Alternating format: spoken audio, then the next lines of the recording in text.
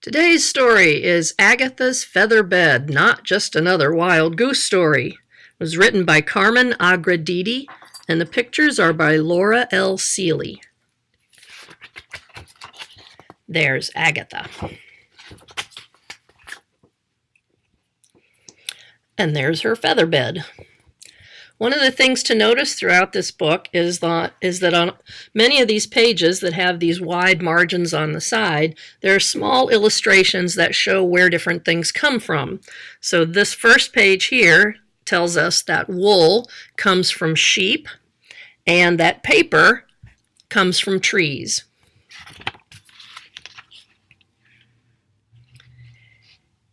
Do you see that little shop sandwiched between two skyscrapers? The shop belongs to my friend Agatha. She spins yarn and weaves cloth, which she sells. The patterns she weaves are so amazing and the colors so beautiful that people come from all over Manhattan to buy her wares.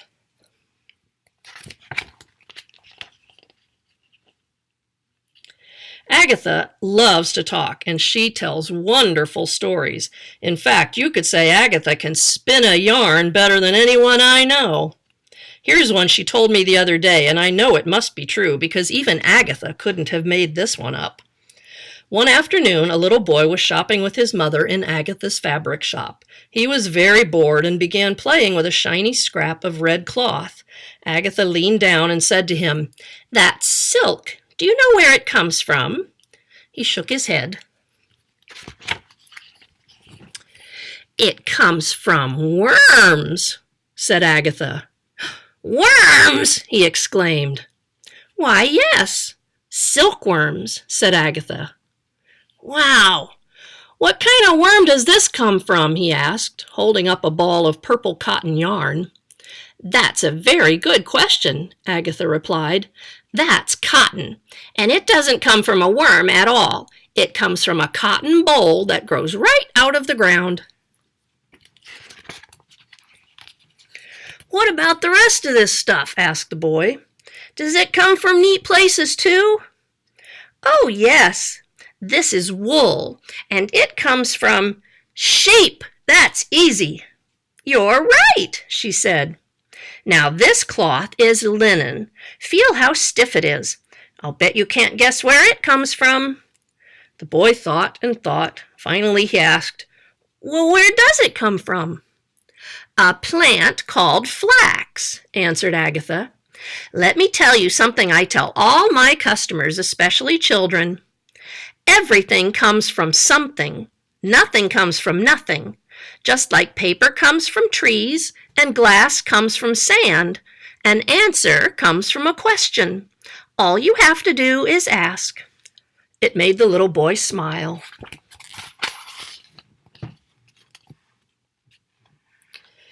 That evening, after everyone had gone home, Agatha went upstairs to her apartment. Several months earlier, she had ordered a new feather bed from her favorite catalog, B.B. Lean. It had just arrived that very day. Her old mattress was so lumpy and bumpy it was like sleeping on coal lumps and cherry pits.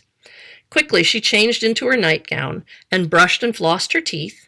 She took out the tortoiseshell pins, and her long white hair fell and fell and fell until it lay in little swirls around her feet. Then she brushed it with her boar bristle brush.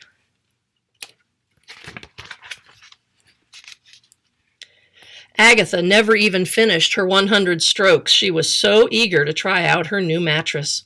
She settled into bed, and in minutes she was asleep.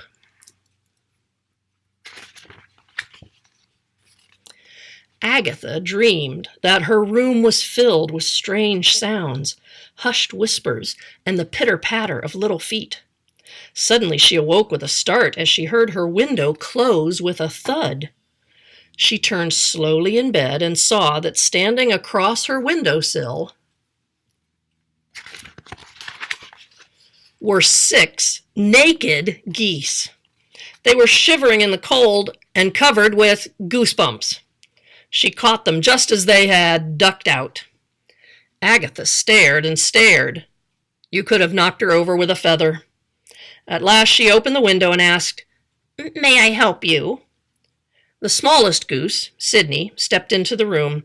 He pointed his pink little wing at Agatha's bed and said,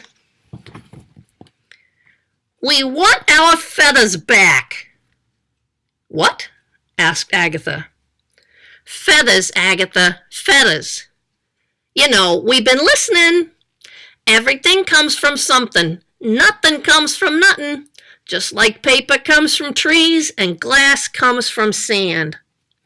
The feathers in a feather bed don't grow on trees, my dear," said the little goose. "Where did you think the feathers in your feather bed came from?" Agatha looked at the bed, and she looked at the geese, and she looked at the bed, and she looked at the geese. Something in her sensed that her goose was cooked. "I have to tell you, we mean business, Agatha," said Sydney. "I wouldn't mess with a gaggle of angry naked geese. We're not just a bunch of quacks. This could get ugly." But Agatha had already made up her mind. She had worked hard to earn the money to buy that feather bed, and yet she thought, what about those poor plucky little guys out there in the cold?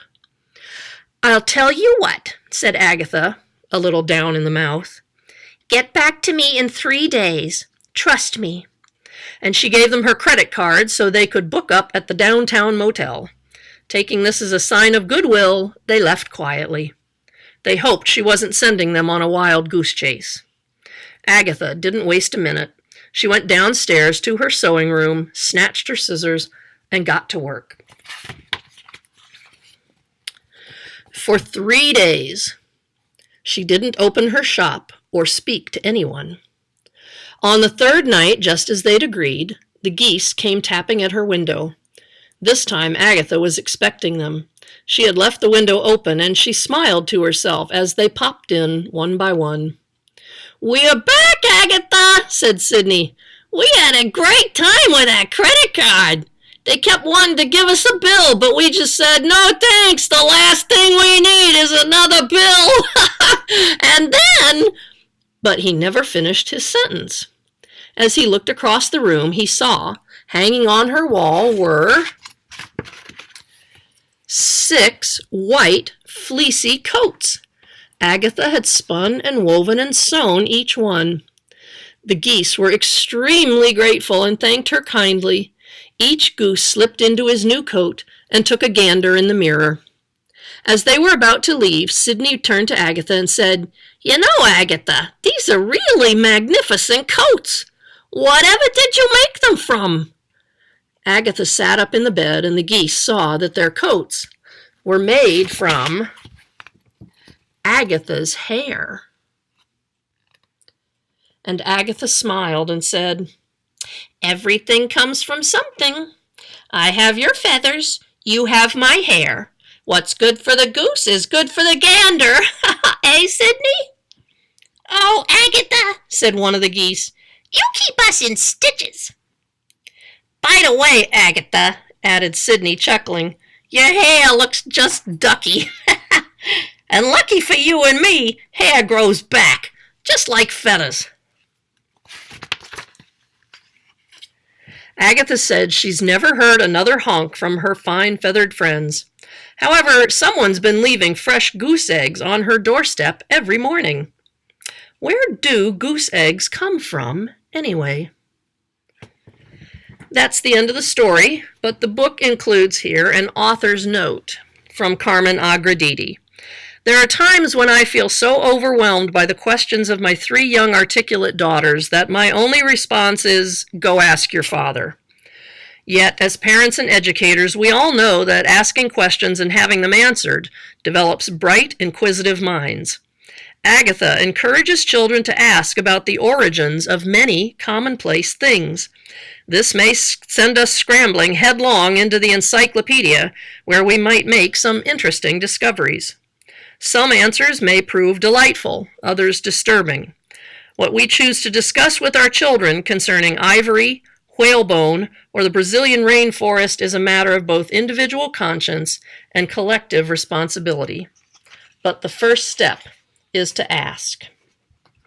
This book was published in 1991, so clearly this author's note was written before ready access to computers and the internet. But still, questions would now send us scrambling to Google or Wikipedia. But the important point she makes is about allowing children, encouraging children, and supporting children in asking those questions.